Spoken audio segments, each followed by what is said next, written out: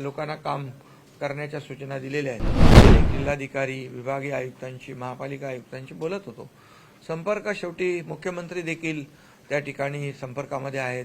आज अजितदादा पुण्यामध्ये त्यांनी देखील अनेक भागांना व्हिजिट दिलेली आहे। त्यामुळे सर्व यंत्रणा जी आहे, सिस्टीम जी आहे, सिस्टीम सगळ्या भागामध्ये अलर्ट आहे आणि म्हणजे शासन आणि प्रशासन हे एक टीम म्हणून जेव्हा काम करते तेव्हा आपल्याला हे जिथं कुठं अशा प्रकारची परिस्थिती निर्माण होईल तिथं तात्काळ आपल्या लोकांना दिलासा देण्याचं काम करता येईल।